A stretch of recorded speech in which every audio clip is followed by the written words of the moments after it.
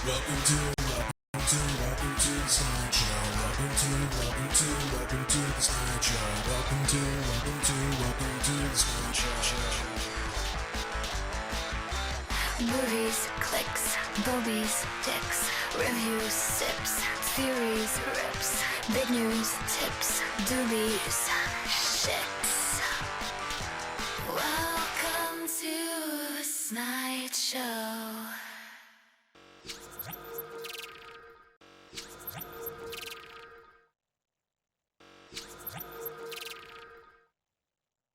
Hello, and welcome, one and all, to the Snide Show. I am your host, as always, Cornelius Edward Snider, and we're doing something a little bit different today. The Father, the Son, and Big Brother.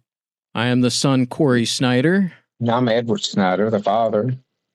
And we like Big Brother. I grew up on Big Brother, I should say. You know, we've been fans of it ever since it started. Back in 2000. 26 years later, we're in season 28. Amazing. It's incredible. Yeah. I have the vaguest recollections. It's one of those things that was always there, like, the 5 o'clock news or, milk cartons or whatever, it's just always been around. Yeah. Every year, Big Brother, there's the NFL, there's Big Brother, Right. I was always more interested in the Big Brother. It was, as I said last year when I did a whole season 27 show, I grew up with it kind of, the way you and Sherry, my stepmom, put it is like it's like this sort of social experiment, Exactly. And just kind of this suburban study of humanity, it's Lord of the Flies, it's all of that. But, what I had always heard as an invalidation of that is that, but they're under the observer effect, which is like your behavior changes when you're being observed. I don't always talk like this. Right. But now we live in a world where we do that anyway, right? It's amazing how it's evolved in the past 2.5 decades. Yeah.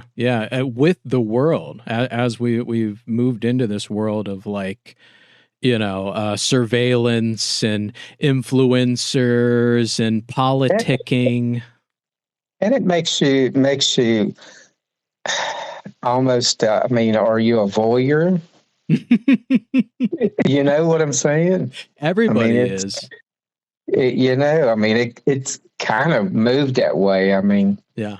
You can't even ride down the street anywhere without being observed through a camera. Yep. And it's incredible to bring it to this arena of entertainment. Because you guys were Survivor fans first, right? Right. That kind of came about in the 90s, and there was like the Real World at the same time, kind of starting up. Yeah. I think the Real World, MTV changed TV watching a lot. Yeah. I think they started on MTV with House Guest and all, and yeah, it's just went from there, with the reality shows. Yes. Yeah. And it's been amazing to watch as I grew up, because even though, I grew up as a millennial kid, our families were always kind of like a step or two behind technologically, or, so I feel like I really did get the full gamut of the 20th century up until I was 10, and then the 21st century throughout, my teenage years, and again, Big Brother just evolved with it. And so let's get into it, Pops. Let's get into it. Okay. I'd love to do a retroactive one day where we go through some past seasons. I was thinking maybe in between seasons we could do that. But big it news. It is definitely evolved. From the first season. Oh gosh, yeah. It's and we have to thank the Ellisons for giving it all to us to watch at any time on Paramount Plus, which is how we've been enjoying it. So let's start at the beginning or kind of the end here. We got they did something interesting where before they even like got into like the theme of the season or anything, they just got right into introducing us to the contestants with the girls. And I love the fake out Julie did where she even made them all think it was going to be an all girl season for a second. Right. So we had Ashley. So do you know what sort of person Ashley reminded me of? Who? A Shawsville girl. Oh, yeah. Because she was like this kind of small town girl, you know, but like she definitely at some point had been brainwashed by like Valley Girl culture. And that was something that kind of happened. Shawsville is this tiny in the sticks town here in Montgomery County, Virginia, Southwest Virginia. Well, do you remember the nickname of Shawsville? Shaw Vegas. Shaw Vegas.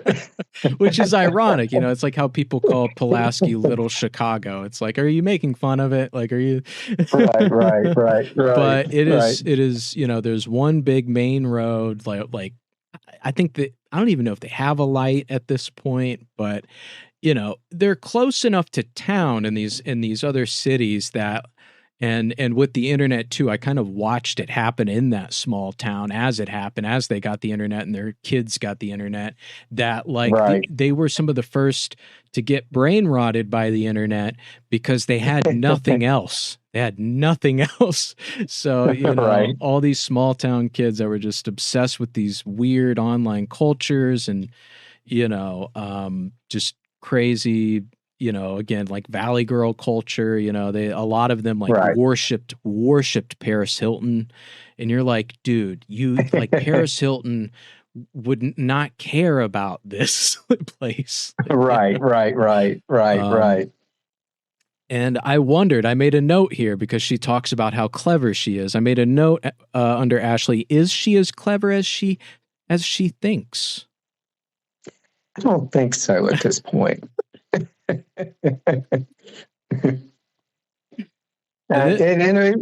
think she went into the house disillusioned.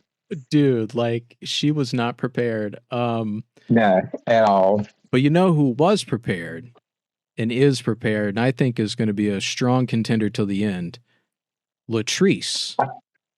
I do too. I think she is. Yes, she does. Yeah, she's got everyone's number. Yeah, and no one wants to mess with her. Right. And then we have Lyric, the Eviction Princess. Ew.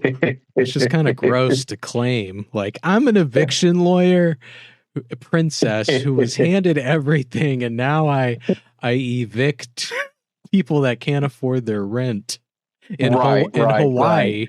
And I claim myself as a Hawaiian. Yeah, right.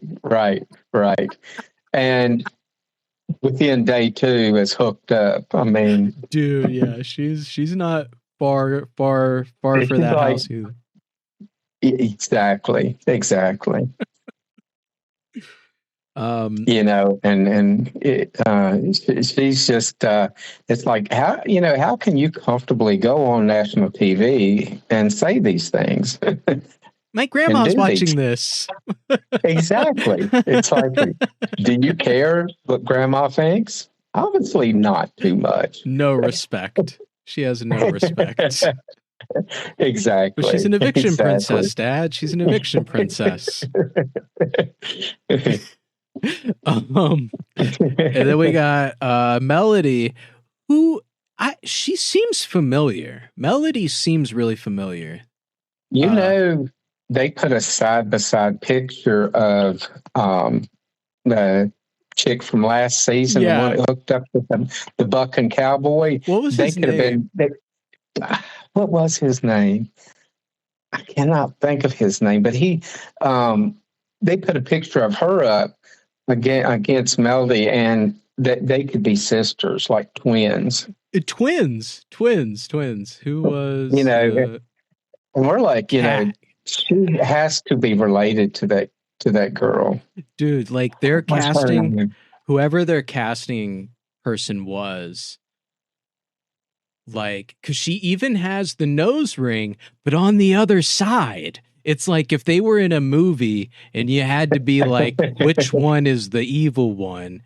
Right. Obviously, so far it's Cat, because that was insane. Where she took. Yeah. But they did do that one season. There was twins that was on in one season. And they would switch them up, and they're like, how can you not remember this? This happened. How can you not remember this? And they're like, they started after a while, started kind of catching on, like something's not right here. Hold up. I think there's some nose ring switching. And then there's like a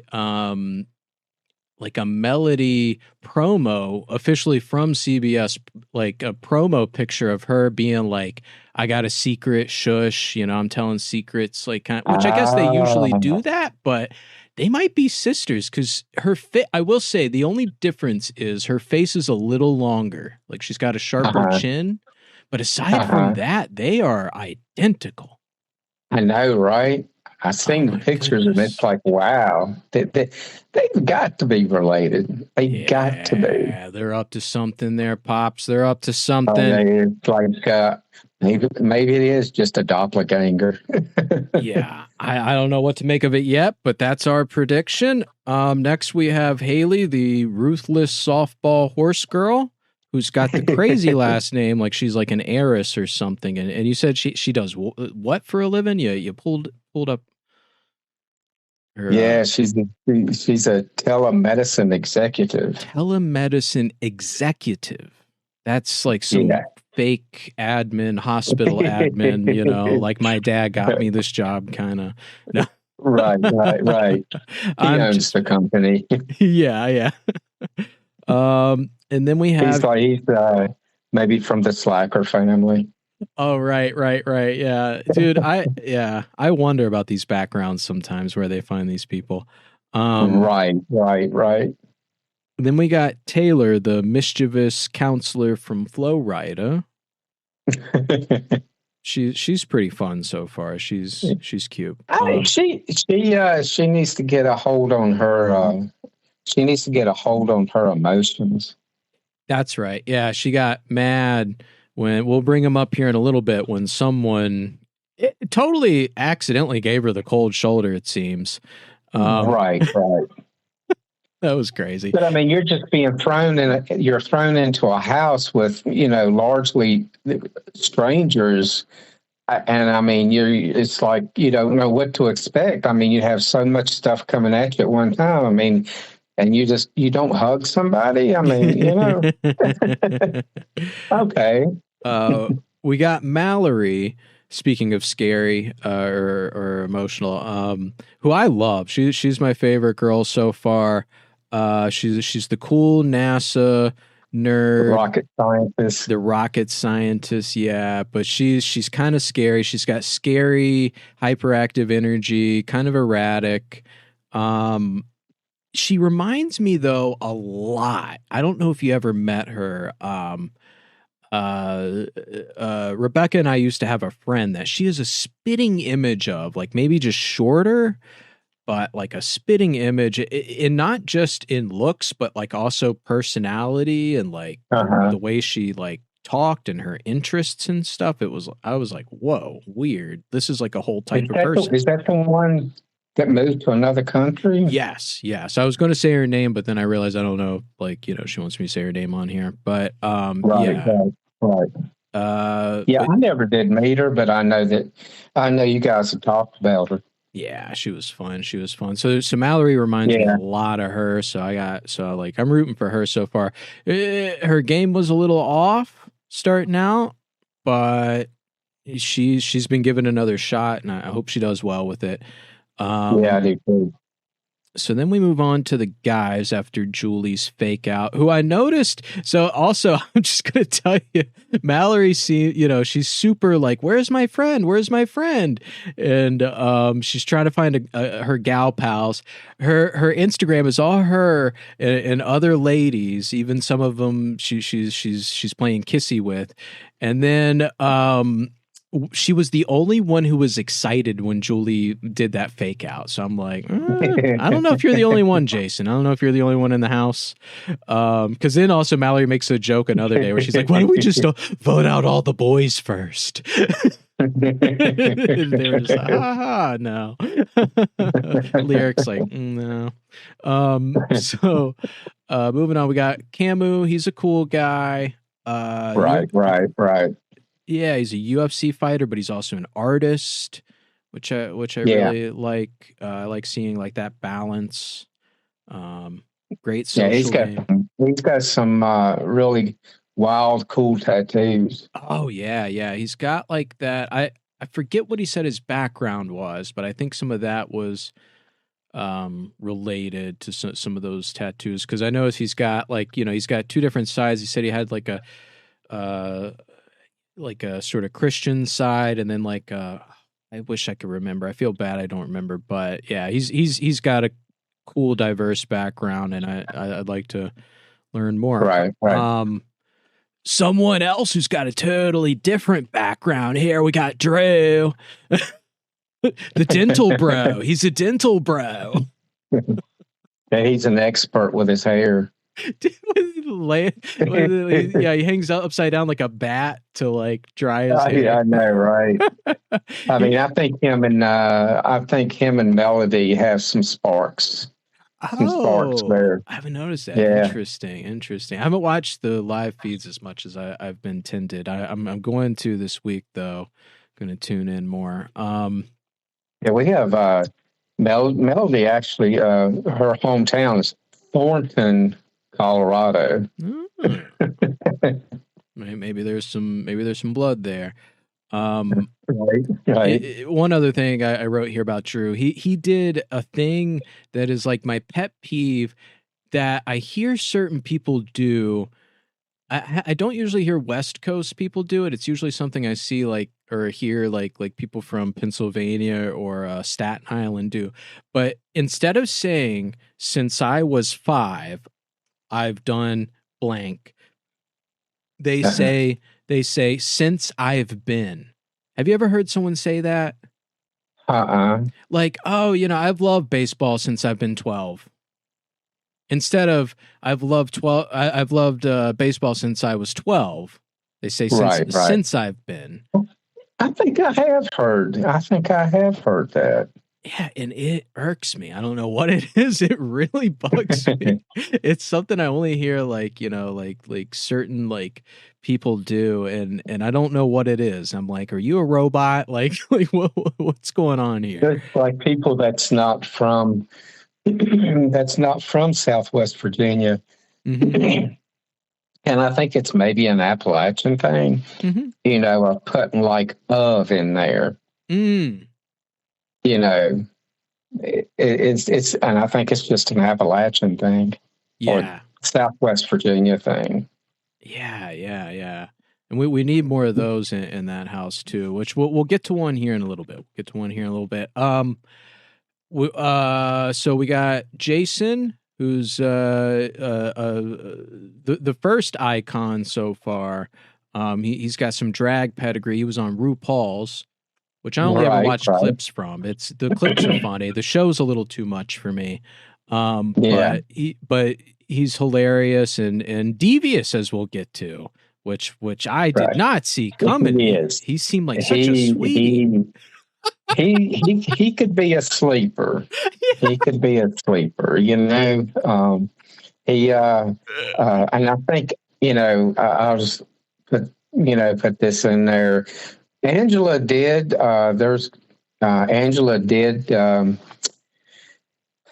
kind of remember him from RuPaul's. I think I follow you on Instagram. Yes, yes, yes, Oh, yes. and he took that and he was like, ooh. And Angela did, she divulged some information. Oh, I don't want to, we'll I don't get want to to, it. put any spoilers in there, but Oh, she did so tell him. heartbreaking. That broke my heart, man. That almost made me cry. I was like, you son of a bitch. I respect it, but you son of a bitch. Right. Moving on to Romeo, the pickleball gentleman, I wrote. He's the pickleball gentleman. Right. He's the Casanova in the house. He's like, right, exactly. Looking like he stepped out of the 80s. He was right at home, like in like one of those 80s settings. Wasn't he? Yeah. And I kind of love this 80s, throwback. Resurging up, I think cool. We can thank Stranger Things for that. That's right. Yeah, they really did kick that off. We'll get to some more Romeo antics here in a little bit. But then we got Barrett, who I wrote Jumbo Nerd, and then I crossed out nerd and wrote dork because he's not a nerd. He's not a nerd. He's not smart enough to be a nerd. He is very dorky. Dude, he's tall, he's charming, but he's clownish. He's like a clown. He's a clown, man. Right. All you need is the shoes, dude. Yeah. Oh God, I'm crying. The shoes and the face paint. Yeah, the face paint. It would be with those overalls. It's like, yeah, that would be it. And then we got Chuck, I'd have to say the most interesting person this season, as far as just like a very unique person. He is, and I don't think I have seen him move out of the hot tub room bed. He's enjoying his time. We got so I wrote he's a Metro Nigerian American cowboy who grew up in a house full of girls. Yeah, that's just like, dude, like, so he had to be a strong guy to make it through all that with his masculinity intact.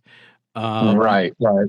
And he said he's maybe that's why he's adopted the cowboy look. Yeah. He's like, he's gone that way with it.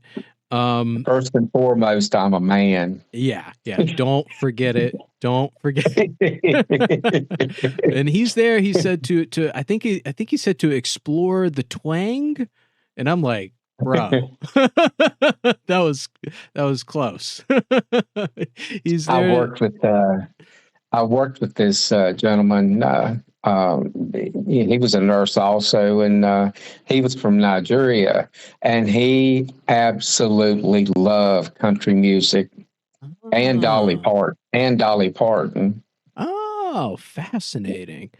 See, I could see like the fascination with Western culture, because Western culture, I could draw a lot of parallels with like Saharan culture.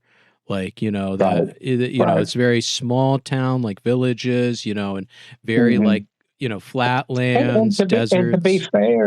And to be fair, from what this gentleman told me about his home country, he actually wanted me to go back with him and visit Nigeria, where he was from. And I would have loved to have done that, because I'd love to have seen the culture, but just hearing him explain it all, it makes sense, where he was from in Nigeria. I mean, it was like vast open land. There was like a lot of farmland. There was a lot of farmers. Yeah. So country, So it's like, well, that makes sense. I think so. I really do.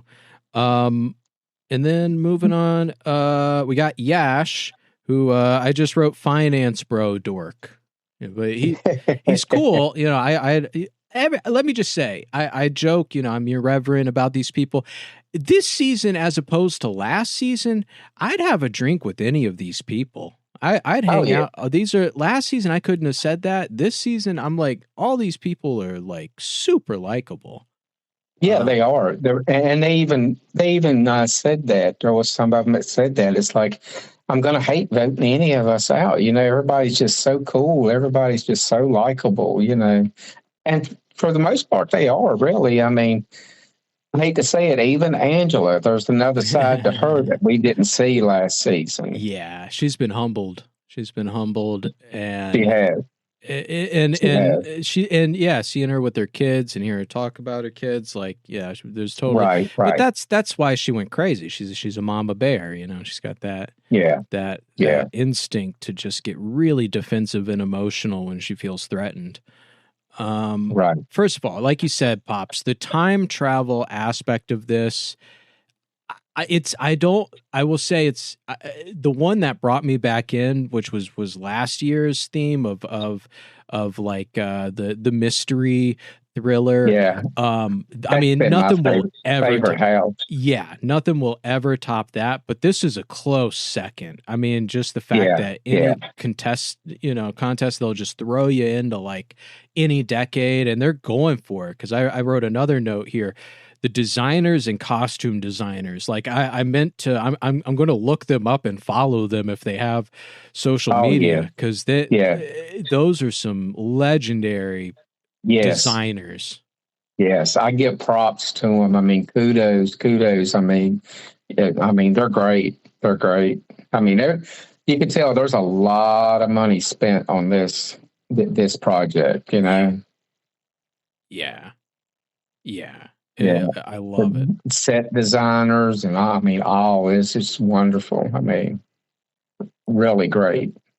Yeah, because they started us out like, and on top of that too, the writers, which I really appreciated last season too, where they're stringing together these narratives that sometimes it's a little hokey. I mean, it's always been a little hokey, but this season where they're playing with like the time travel, where it's like you got to get these contestants from these places, and it's like where they're from, but that was also supposed to be a clue of who you're getting. And they bring on after evening the playing fields by revealing that there was no HOH for the newbies. They brought on some legends, some icons. We got, as we've said, Angela from season 26, and here's where I'm passing the ball more to you, Pops. Rick Devens, who I didn't really know anything about. I think you had told me about him a while back, where you had told me like someone who went to Virginia Tech, and got a journalism degree from Virginia Tech. Yeah, and they brought him on to Survivor. That's where he comes from. Mm-hmm. Our area, Blacksburg, Virginia, which we're about 7 miles from Blacksburg. So, but shouts out at any rate. Yes, absolutely. He actually had a Virginia Tech hoodie on the other night. I saw that. It was so cool. I was like, oh yeah, that's so cool. But he's from Georgia. And he came here for school, and he might have worked around here. He grew up here. He grew up here, and he moved to Georgia. Cool. He graduated from Blacksburg High School and went on to Virginia Tech. That's so cool. Cool. Yeah. So tell me more though about like his Survivor pedigree. He played on two seasons of Survivor. I think the furthest he got was he came in like 4th place. He played in Survivor, what was it, 40 something, and then he came back and played in Survivor 50. But he never won. He didn't win. So, but now he's on this. And I think he likes the Big Brother house is a little bit more luxurious than Survivor. A little more comfortable. And right. But one thing he's got to do, he's got to like stop talking so much. Yeah. He needs to stop talking so much. Yep. Because if he doesn't, he's not going to last. Yeah. And he's aligned himself with some people on there that if he's, if he doesn't keep his, On there, Sari, who had played in Big Brother and also played on some seasons of Survivor, she was right. Secrets are currency later on in the game. And so keep your secrets to yourself. Intel. Yeah, and that's all part of the social game, and that's why Big Brother. Right. They just test everything. And I've seen, in these games that no matter how strong you are physically, if you're not strong socially, you're going to be gone, because you can only win so many times these games. Yep. We know the past one that comes to my mind is Tucker. In past seasons, he got pretty far, and that's only he didn't play a bad social game, but he did put targets on his back from time to time. And if he hadn't been physically good in the games, he would have been out probably a lot sooner than what he was. Yep. And he was one of my favorites. And then the other icon we've got from Survivor, and this is her first time in the Big Brother house too, is Dee. Yeah. She's going to get pretty far. Great social game. Because as soon as they came in, they set up a one of the most obvious alliances, of course, which they're calling the Icons. And it's Dee, Angela, and Devins. And then they're doing a crossover with the newbies. Yes. Yeah. And in that one, had that one written down around here, and Devins immediately gives it away. Exactly. And Dee's like, WTF. Exactly. And that's something that he hasn't paid for that yet, but it was such a bad mistake. And it's not the first time we'll see that mistake, as we'll get into later. And on the topic of smarts, this season is built for smarts, because the first competition they brought in, aside from that first introductory contest where they brought in the different teams to do this balancing act, and that was for the HOH. Dee got the HOH and started running the house immediately. So she already demonstrated she's got that balance of the smarts and the physicals.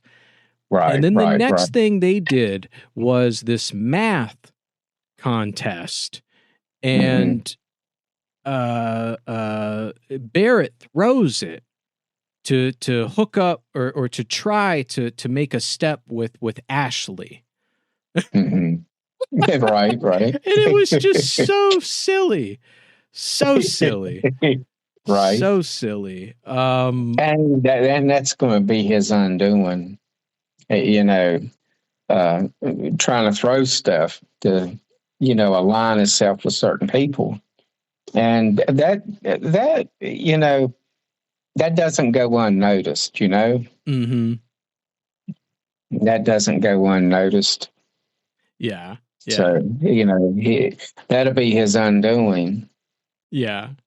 And so the time machine is it's not is it the main table? I don't think it's the main table. Yes. Okay, it's the main table. It's the main kitchen table. Yeah. And that's pretty cool how they do that. They have everybody sit there and then they shoot it, and then they have everybody get up and then they shoot it. And it's like they edit it together to like make it seem like it spins, and they have everyone do a big reaction. It's really cute. It's a lot of fun. Yeah. It's cheesy, yeah. It's cheesy, but it's a lot of fun. Speaking of cheesy, I can't believe I railed right over this just because I was relieved, but they faked us out by thinking there was going to be another icon, Rachel Riley, and we were like, that's enough. That's enough. That's enough. That's enough of Rachel. Yeah, and then We've had enough of her. What did they do to her, Pops? How did they do her? Oh, they went back to the Jurassic age, and because it's time travel, and the dinosaur pushed her into a volcano, and she met her demise. With skeleton and all, they had like a skeleton. Exactly. It was so well done. It was very cheesy. We're talking about the 80s. Yeah. The decade of cheesy. Yup. So I mean, it's very cheesy, but it's very entertaining. Yeah. To see her go in that volcano. One of my notes I've been trying to decipher that I just realized well, first of all, when she was first introduced, my first thought was, who did Rachel Riley sacrifice whom to get this? Like, how does she keep? And then they showed, no, she's the sacrifice, threw her down the volcano. And I was like, wow, it's like they read people's minds with that one. They sure did. I've read comments. I mean, like I said, the cup runneth over. You only get so many bites at the apple, man. Right. And so it's so funny when Jason first opens the door on her, and I wonder if anyone's gotten a gif of this. He looks like he tries to close it back for a second. He sees her and immediately wants to, like, it's a real reaction. He's not joking around. He opens the door and she's like, hello. And you see him want to, like, close the door back on her face. But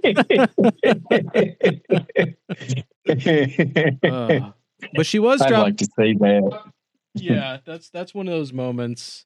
At least that one's easier to find than some of these live feed moments. Sometimes there are these live feed moments, like, I'm like, man, I wish I could find that, clip. Like, that's right. And I guess I'm the only one who noticed that. I guess I'm the only one who noticed that. I actually was watching the live feed when Crazy Eyes happened, and I was like, holy goodness, that will be aired. That's legendary. It was legendary. But Rachel Riley did drop some knowledge, because there was a funny reaction. Julie Chen told everybody the blockbuster is back, and everyone sounds disappointed. And she had to remind them, you're not watching the show, you're on the show. So for you, it's a good thing. Right. I was like, ah, and she's like, no, it's a good thing. Guys. They had actually talked about taking the live feed away, from what I understand. I think there was just like a backlash from that. It's like, well, we know, so we're going to put up, we're going to put up on the screen ever so often this disclaimer, whatever is said on here, whatever's done on here, this channel does not endorse any of it. Yeah, and they try. Because sometimes on the live feed, things, get said, and, and they're like, people, they boycott because, I heard this on the live feed, so CBS doesn't have anything. Yeah. They can't control what people say on these live feeds or what these people do. I mean, they're human beings, Yeah. It's a social experiment, basically. And Canada Big Brother was taken off the air because of the stuff, that went on in the house on the live feeds. Yeah. Yeah. And I don't want, I love Big Brother Canada. It was really, really cool. Really? Really? I never watched it. Yeah. I watched it and some seasons from Australia.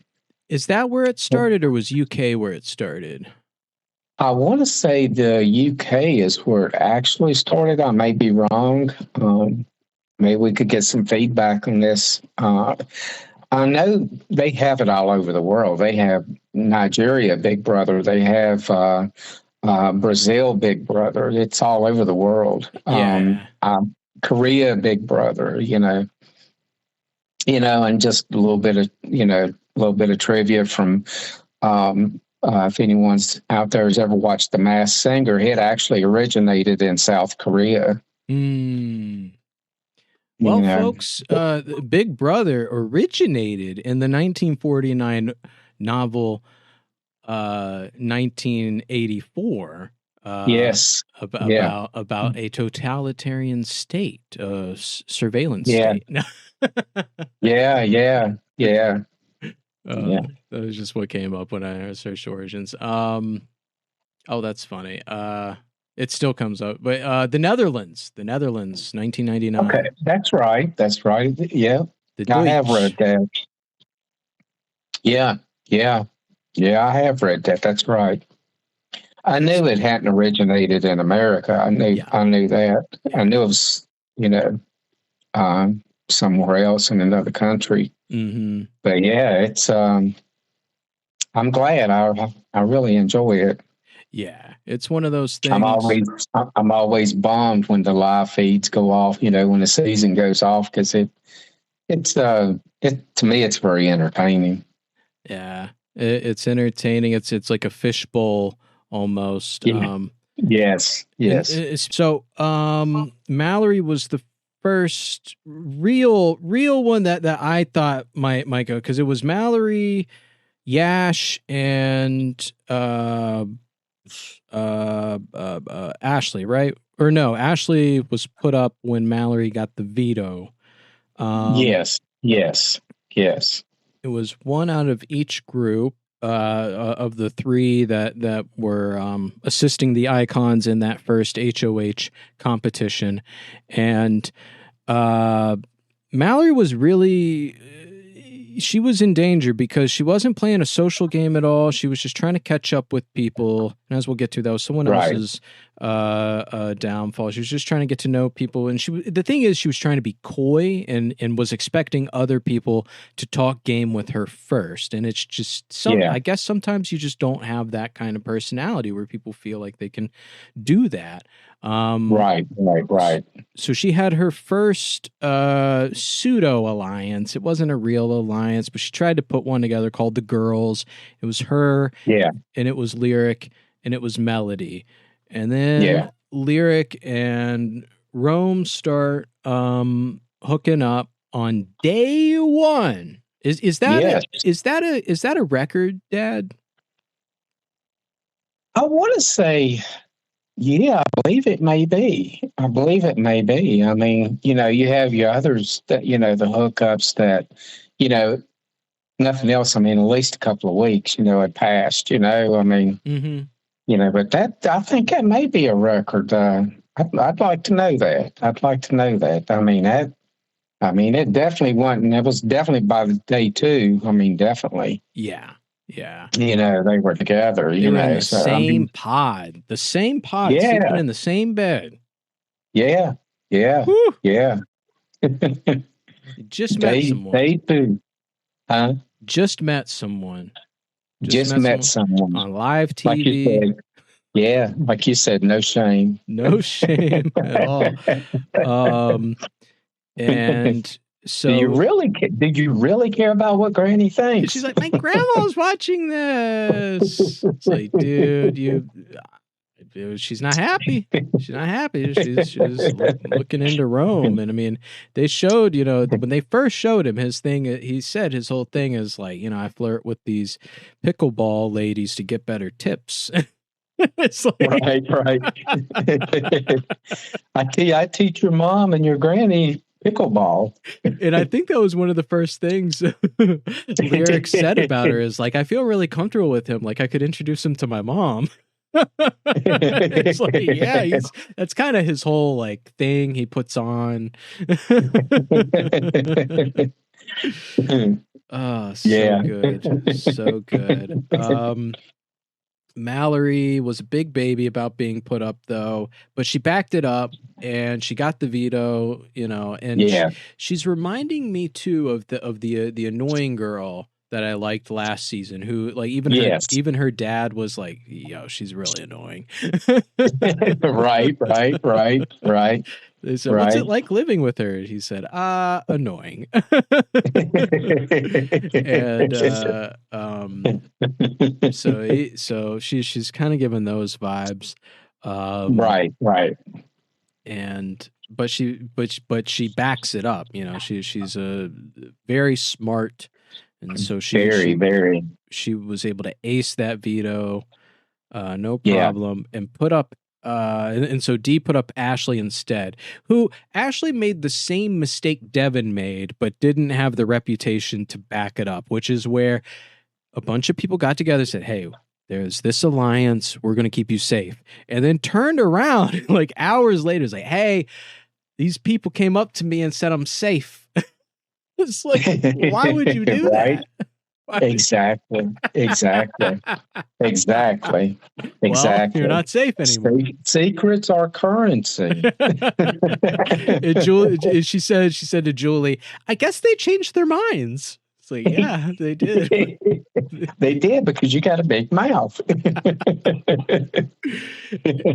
And I hope Devin's chills out. I hope he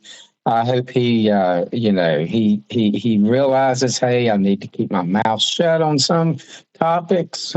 Yes, yeah, because he did the same exact thing. Like day one, he got the icons and the crossovers together. I think that's the one, and then they also had the red corner, and he blabbed the existence of one of those to the other ones, and it's like, yeah, dude, the whole reason you have these separate things is to have separate things. You don't go rogue. And like Dee got so mad. I know. As well as she should have. Yeah. As well as she should have. You know, and and guarantee you that game lasts quite a while. It's 3 months, and that will resurface in her mind. Yeah. Yeah. Later on that he done that. Because if I'm not mistaken, she's also got that Latin fire, you know. She can get real. Yes. Yeah, she's from her mom and dad. I mean, they come from Cuba. Oh, bro. Do not cross her. Do not cross her. Right. Like you said, she's got that Latin fire. Yeah. You know, and like I said, you know, in that game, and what you don't, people say they watch this game throughout the years and even decades, some of them, you know, and they all into it. This game is about lying and deceit. Yeah. And they get into this house, and it's like, have you not forgot what this game's about? Yep. So Dee's got it on lock. Another one who's got it on lock, especially is good at that deceit, who we just found out is a huge snake, Jason. Oh. Yes. Oh, yeah. For a week, been putting on the waterworks for Angela. You know, taking advantage of that mama bear energy, being like, I need a mom in this house. And ooh, oh, you know, and I hand it to Angela. Angela handled that way better than she would have before. You know, because I mean, here she confided in him, you know, about her son, you know. Mm-hmm. And that was real. That was real. That was real stuff. You know, I mean, and that would take a lot. Yeah. In a situation like that, you know what I'm saying? I mean, if I would have went in that house and I would have divulged some information about one of my children, you know, and you know, this person puts on these waterworks and stuff, you know, and then go straight behind me and talk about me and saying, you know, I was faking her out, and you know, I put on these waterworks for her, you know. She handled it way better than I would have. Yeah, because Jason goes to Mel and Drew to like be like, haha, we're agents of chaos, let's be the court jesters. And they're like, that's cool, that's cute. And then he's like, guess what I just did? And he did that shit. And Drew was like, oh, that's that's like beyond court jester. That's like, Yeah. Yeah. And he has a bigger thing with the crossover. So of course he's going to go to the more powerful person in that situation and Yes. be like, and he's also trying to be a good son too. I get the instinct, and so goes to Angela and is like, hey, Jason's doing you dirty, and she almost goes to like charge and confront him, but stops herself. Yeah, she realizes she done really good. I mean, because if she'd went and blew on him, that would have been probably what he would have wanted. You know what I'm saying? Yeah. That would have been one contingency, I'm sure, in his mind of like, well, that I could use that. But it was heartbreaking, man. I mean, I didn't feel strongly about either one, but that first moment where he's like, I don't feel safe in this house, I welled up a little bit, I was like, that's really profound, and then and then he's just using it, and gosh, so devious. So as I said, Ashley went from pawn to gone, and and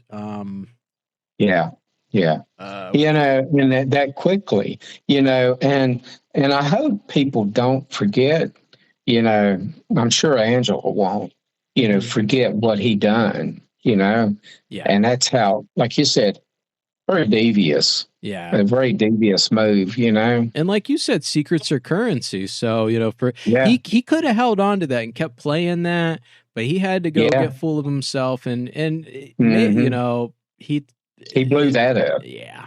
Yep. Because that will not go unnoticed. Yeah. Oh, heads are going to roll. Yes. Yes. Oh, it's going to be interesting. It's always so interesting to see how it plays. It plays out. There's still a lot of game left, and I think we discussed LaTrice. I mean, I think she'll go pretty far, if not win the whole thing. Yeah. So would you say she's your pick of the season as far as like not as far as favorite, but like who you really think might win? I think she'll go far. I think Dee will go far. Mm-hmm. Yeah. And Devin may ride some coattails. One B and D. One B and D. I think if he learns to just stay quiet and win some some games and all, I think he'll go pretty far, but if he doesn't, I think it'll only be one more time, and there'll definitely be a target on his back, and he'll be gone. Yeah. And then I think Camu too, because he's a little bit of a sleeper. He's I think he's got a good, well balanced set of skills. And so I think you're right about your picks, and I just throw Camu in there as far as like, everyone else. I think they all have their skills, but I think a lot of them have already screwed up their game a little bit by being too emotional, too comfortable. Right. Yeah. And from what I've seen, LaTrice, she's pretty even keeled too. Mm-hmm. I mean, she's, I think she's surrounding her people with, surrounding herself with people that are strong,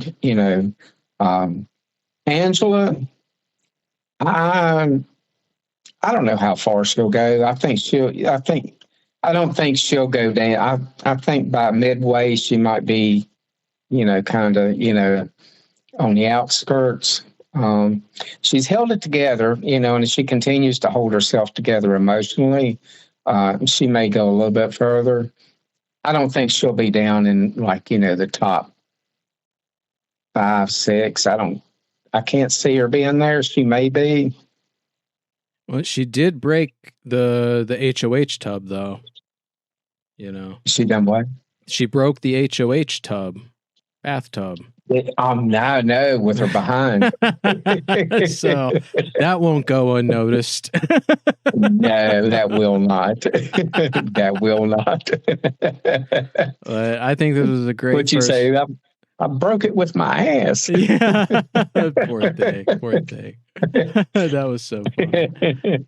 Oh my goodness! But yeah, this was a great first father, son, big brother. The father, the son, and big brother. What do you think of for a sign off? Keep watching. Yes. Keep watching. And stay snide.